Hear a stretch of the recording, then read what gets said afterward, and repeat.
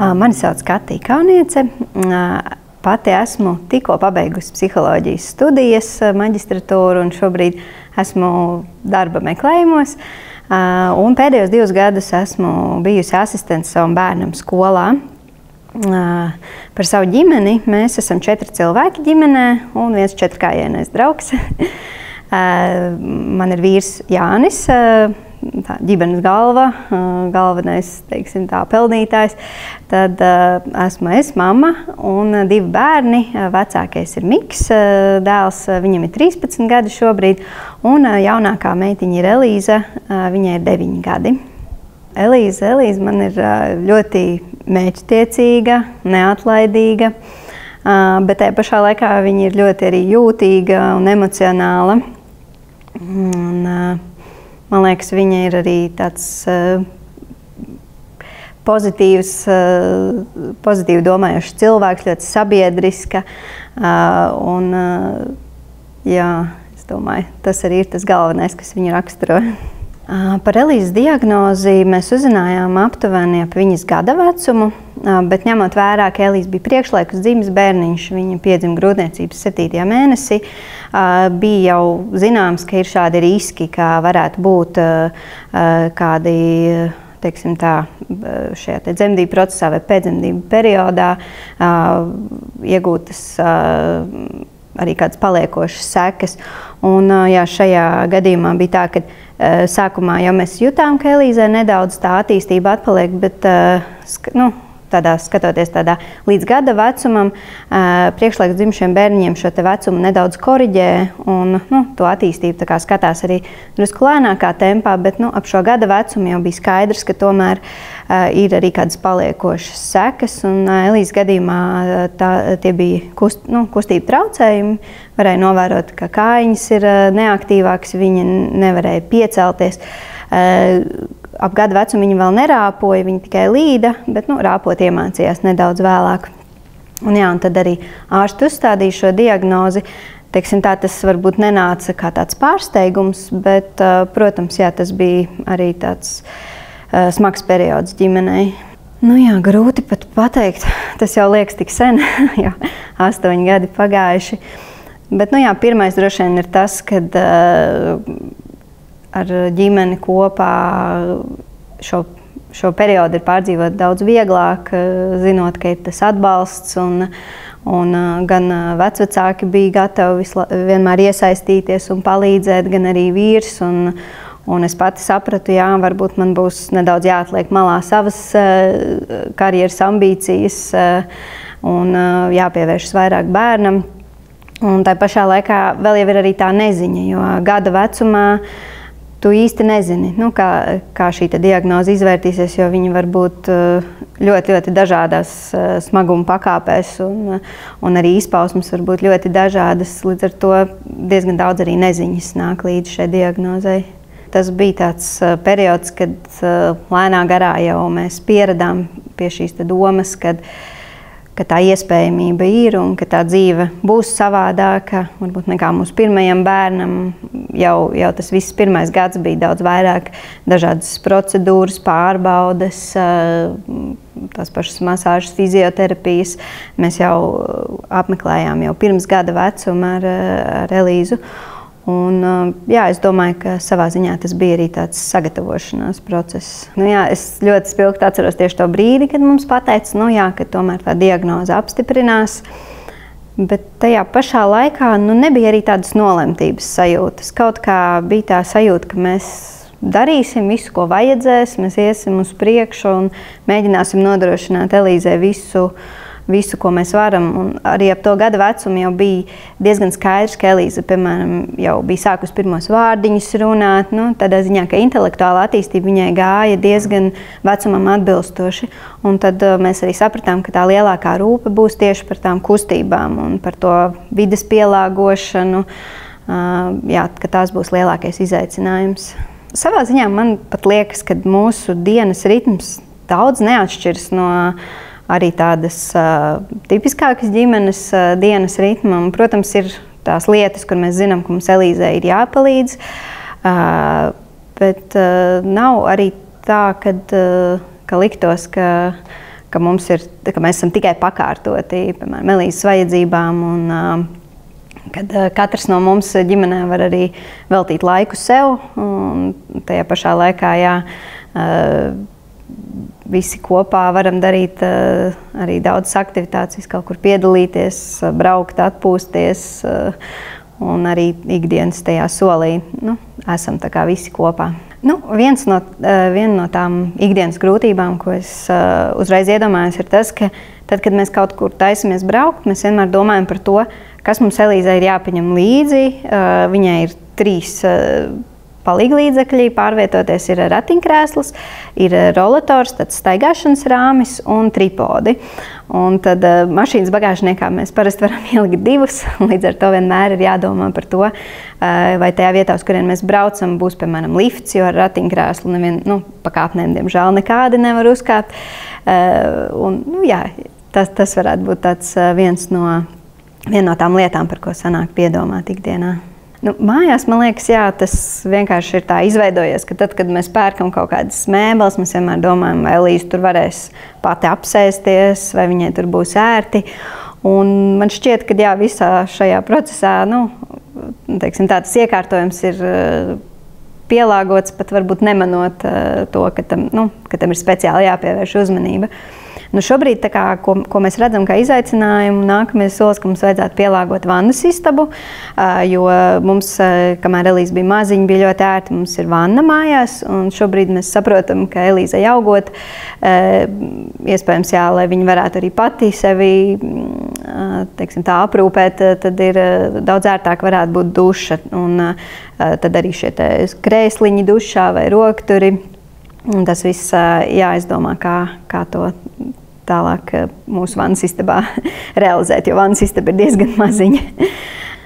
Man šķiet, ka šobrīd īstenībā es redzu ļoti pozitīvu tendenci tam, kā, piemēram, šie paši palīglīdzekļi tiek vairāk pielāgoti bērnu vajadzībām. Nevis mums ir, piemēram, iepirkti valstī tur ļoti daudz viena veidā, kas varbūt nedara katram individuāli. Šobrīd tās iespējas saņemt arī valsts finansējumu ir pietiekami elastīgas. Protams, ja gribās kaut ko smalkāku, iespējams ir nepieciešams piemaksāt vai arī meklēt kādus citus veidus, kā saņemt finansējumu. Bet savā ziņā es teiktu, ka šīs lietas kārtojas un iet uz priekšu laikam līdzi. Sākot, piemēram, ar šo valsts atbalstu, tad mēs saņemam, piemēram, finansiālo atbalstu. Un ņemot vērā, ka mēs esam pilna ģimene, tad mums ir tētis, kas ir arī, pelnītājs. Un tad ir šie pabalsti, asistenta pabalsts, pavadoņa un valsts piemaksas bērnam par invaliditāti. Un līdz ar to es teiktu, ka mēs varam iztikt ļoti labi. Es saprotu, ka grūtāk ir tur, kur ģimenē ir viens vecāks, jo visdrīzāk, ka vecākam nav iespējas strādāt vismaz nepilnu slodzi, un tad šie pabalsti varētu būt nepietiekami. Par sabiedrību. Par sabiedrību, manuprāt, ir tā, ka sabiedrība auga. Sabiedrība varbūt aug lēnāk nekā mums to gribētos, bet tāpat laikā arī, manuprāt, ir ļoti daudz pozitīvas tendences. Un, tas, ko es šobrīd redzu, ka man šķiet, ka sabiedrība ir daudz pieņemošāka pret cilvēkiem ar kustību traucējumiem, bet mums vēl ir kur augt saistībā ar cilvēkiem, kuriem ir garīgi raksturi, piemēram, traucējumi. Manuprāt, mums ir ļoti, ļoti forši, mums ir paveicies ar draugiem, un mūsu draugi ir vienmēr bijuši ļoti atbalstoši. Un man liekas arī tas, ka mēs paši esam atvērti un gatavi runāt par visām lietām, tas jau arī, nerada to sienu starp mums. Un ir viņiem ir iespēja pajautāt, vai jums kaut ko vajag palīdzēt. Un mums tajā pašā laikā ir iespēja pateikt, vai vajag, vai arī atkal pateikt, liels paldies, ka tu iedomājies, bet mums tiešām viss ir kārtībā, mums viss ir labi. Un tāpat manuprāt, mēs tiekamies ļoti bieži arī ar esošiem draugiem un īstenībā caur šīm visām rehabilitācijām un dažādām arī sociālām, teiksim, kampaņām esam ieguvuši arī ļoti daudz draugus un paziņas, kas tieši caur Elīzi mums ir nākuši klāt. Līdz ar to, man liekas, jā, mums ir tāds labs sociālais atbalsts no tuvākā loka. Nu, es pavisam noteikti esmu palikusi tāda pieņemošāka, iekļaujošāka, pazeminājusi varbūt savus standartus, varbūt savu latiņu nedaudz, bet tajā pašā laikā, jā, tas tāds, manuprāt, tas nav tāds vienas dienas jautājums, tas ir ilgstošs process. Un noteikti, ja es satiktu sevi pirms 10 gadiem, pirms piedzima Elīza un runātu ar savu šī brīža pieredzi, es domāju, ka mēs esam diezgan atšķirīgi cilvēki. Jā, man liekas, vispār tas, ka es sāku studēt psiholoģiju, noteikti kaut kāds procents no tā man lēmuma bija arī tajā, ka man bija Elīza, ka diezgan daudz bija procesi, kam es pati biju, spēju iziet cauri, un noteikti kaut kāda daļiņa no manis domāja, ka caur šo es varētu arī priekš sevis kaut ko dot, bet īstenībā man vairāk pat likās, ka man gribētos palīdzēt citiem šajā situācijā, jo saprotu, kad šī ziņa par to, ka bērnam, piemēram, ir kāda traucējuma vai invaliditāte, tas ir ļoti smags trieciens, un katrs mēs cilvēki esam individuāli, un katrs dažādi pārdzīvojam šīs lietas, un nav tādas vienas receptes, kas derētu visiem. Tāpat laikā es esmu bijusi tajā otrā pusē, un iespējams es varētu būt tas cilvēks, kas var kādam palīdzēt. Tas bija viens no maniem tādiem tām idejām, kāpēc es vispār uzsāku studijas. Un īstenībā par psiholoģijas jau interesējos arī pirms tam. Un, manuprāt, tas bija tāds punktiņš uz I, kad es varu uzsākt. Un, protams, arī paldies vīram par atbalstu un par to, ka man bija šī iespēja. Jo es saprotu, 5 gadi studijās tas ir ilgs periods. Un man bija tā iespēja to visu ar mūsu ikdienu savienot. Man šķiet, ar vīru mēs savā ziņā esam kaut kur līdzīgi tajā pasaules uztverē. Un iespējams, kaut kādā brīdī viņš bija man vairāk vajadzīgs kā atbalsts, un kaut kādā brīdī es viņam vairāk. Par dēlu, par Miku es teiktu, jā, viņam bija 3 gadi to brīdi, kad māsiņa piedzima. Un man liekas, jau arī šis viss process, jo mēs ar Elīzu bijām slimnīcā aptuveni 2 mēnešus, un 3-gadniekam, es domāju, tas ir pietiekami liels trieciens, ka viņam uz 2 mēnešiem nav mammas, bet tāpat laikā tētis bija ļoti aktīvs un visu to periodu bija ļoti daudz kopā ar Miku, centās viņu aizvest kaut kur izklaidēties, kaut ko pieredzēt, tā kā mēģināju šo periodu viņam padarīt vieglāku. Un arī augot, man liekas, man visu laiku ir šī doma, ka es ceru, ka Mikam dēļ tā, ka mēs ļoti daudz pievēršam uzmanību tieši Elīzei, lai viņam nekas nepietrūkt, lai viņš saņem visu to, kas viņam kā bērnam arī ir vajadzīgs no mūsu puses. Un no otras puses, man liekas, tas, kā viņam ir māsiņa ar kustību traucējumiem, arī pašu Miku veido kā cilvēku. Un, man liekas, uz to var skatīties gan kā zaudējumu kaut kādā ziņā, ka varbūt kaut kur mēs nevaram aizbraukt, varbūt kaut ko nevaram padarīt, bet arī kā ieguvumu viņam augot un esot ļoti izpalīdzīgam, atvērtam pret cilvēkiem, kam, piemēram, kustību traucējumi, kas, manuprāt, ne katram bērnam ir tā dots, tā iespēja tā kā redzēt un jā, augt arī kā personībai savā ziņā. Kas man īstenībā ļoti daudz iedvesmo, ir tas, kad es redzu, ka Elīze kaut ko sasniedz, kaut kādu nākamo soli savā attīstībā. Un es saprotu, ka viņš varbūt nāk vēlāk nekā citiem bērniem, bet tāpat laikā tu zini, kāds darbs aiz tā stāv, un tad ir tik liels gandarījums par to visu. Un kas vēl, man liekas, ļoti svarīgi ir tomēr arī atrast laiku sev, jo nevar visu savu dzīvi, teiksim tā, iegrozīt tikai ar bērnu un bērna vajadzībām, jo tad vienkārši var izdegt tādā gadījumā. Tāpēc ir svarīgi, lai šīs savas intereses. Es varu pateikt, ka es gandrīz 30 gadus esmu dejojis tautas dejas, tas bija mans visu laiku hobijs, bet tad, kad es sāku studēt, tad šis hobijs bija nedaudz atlikts maliņā. Un tajā pašā laikā, jā, es aizstāju arī tādu savu hobiju ar sevis izaugsmes iespēju. Un, jā, man liekas, tas ir ļoti svarīgi atrast to laiku sev, kad būt priekš sevis, un tad arī pēc tam ir spēks vairāk dot ģimenei un bērniem. Jā, man galvenais, ko es ļoti vēlētos, lai Elīze var sev nodrošināt nākotnē, ir maksimāla patstāvība, lai viņa varētu pati par sevi parūpēties visās jomās. Un, tas ir tas, uz ko es vienmēr, skatoties uz dažādām lietām, es cenšos viņu arī virzīt uz to un iedvesmot uz to, rādot, piemēram, cilvēkus, kam tas izdodas.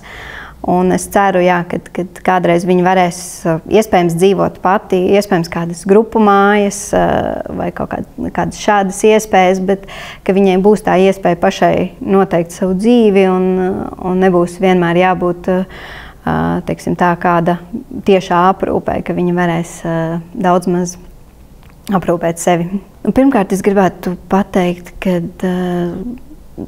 gan mammas, gan tēti, ka jūs esat pietiekami saviem bērniem. Viss, ko jūs varēsiet izdarīt, tas ir pats labākais, ko jūs varat no savā situācijā. Un galvenais ir atcerēties to, ka bērnam jau svarīgākais, ka vecāks viņam ir blakus un palīdz.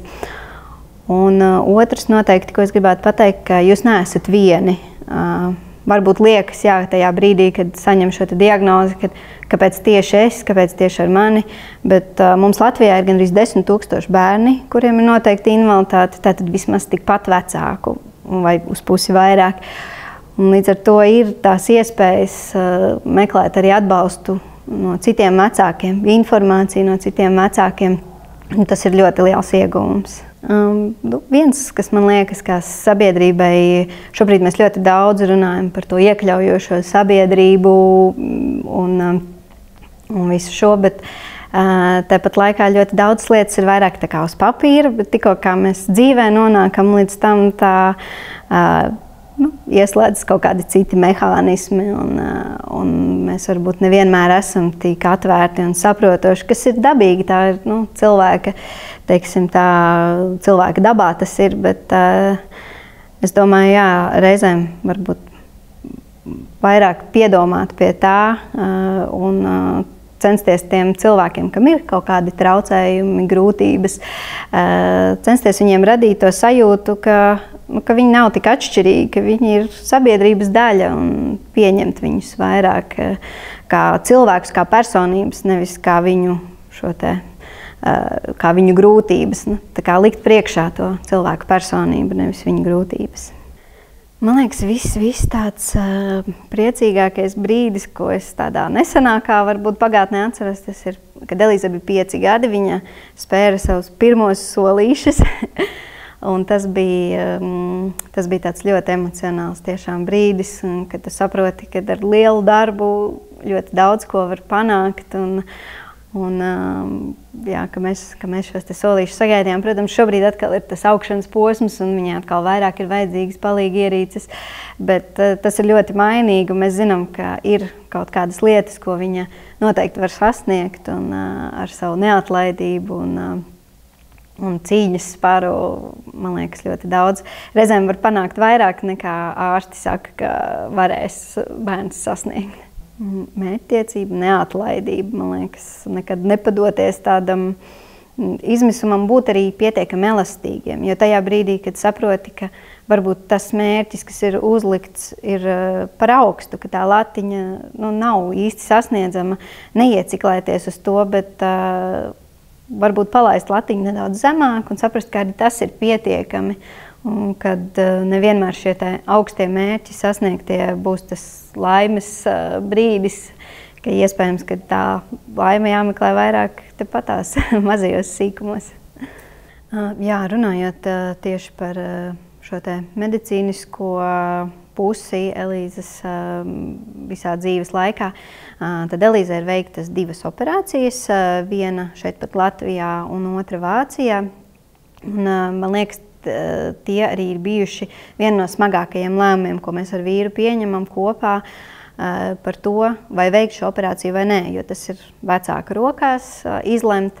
Bet mums tā doma vienmēr ir bijusi tāda, ka, protams, mēs apzināmies, ka ir arī kaut kādi riski šīm te operācijām, bet no otras puses, ja mēs pieņemam lēmumu neveikt operāciju, tad tā ir tā kā neizmēģināta iespēja bērnam. Un tādējādi mēs tā kā parasti pieņemam lēmumu, īpaši ja ārsti to iesaka un ir izskaidrojuši mums visu. Tad mēs cenšamies tomēr pieņemt lēmumu tā, lai tas būtu Elīzes nākotnes vārdā un labākais, ko mēs varam. Un vēl arī tas, ka viens ir šī operācija, bet otrs, kas vienmēr jāapzinās, ka pēc operācijas ir atkritiens attīstībā. Un ir atkal ļoti, ļoti daudz nepieciešams tieši rehabilitācijas kursi un darbs pēc operācijas, lai atgūtu to līmeni, kāds bija pirms tam, un tad attiecīgi atkal pakāptos augstāk.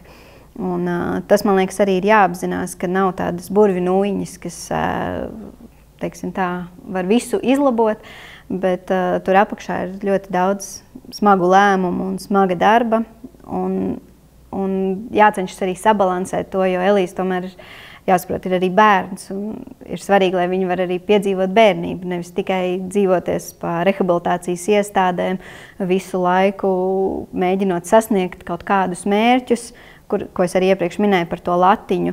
Ja mēs uzstādām ļoti, ļoti augstu latiņu, kas varbūt pat nav sasniedzama, tad varbūt mēs dzanamies pakaļ kaut kam, un tajā pat laikā pazaudējam citas iespējas, piemēram, tā pati socializēšanās, kas, manuprāt, ir ļoti, ļoti svarīga bērniem ar īpašām vajadzībām, jo viņiem ir jāpārkāpja vairākām lietām pāri, lai ietu, runātos, draudzētos, un, protams, tas arī individuāli no katra bērna ir, teiksim tā, atkarīgs arī no viņa personības, bet arī tad, ja mēs viņu cenšamies vairāk tā kā izolēt un ejam tikai uz šo te attīstību un rehabilitāciju, tad mēs viņam atņemam daļu arī no šīs te bērnības.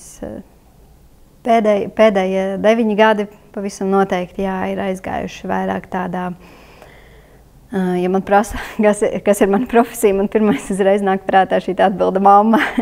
Un, ja tagad es tā smalkāk var teikt asistents un pavadonis bērnam, tad viss tas laiks ir mums kopā.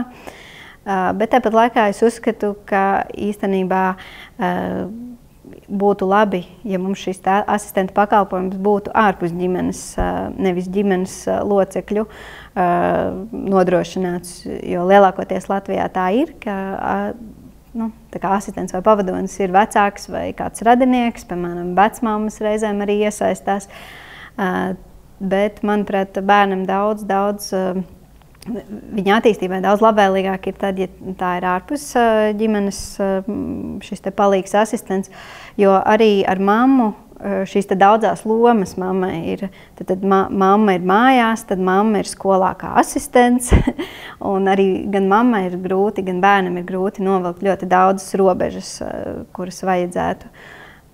Līdz ar to, es teiktu, ka tas būtu tāds veselīgāks modelis, ja tāda iespēja ir.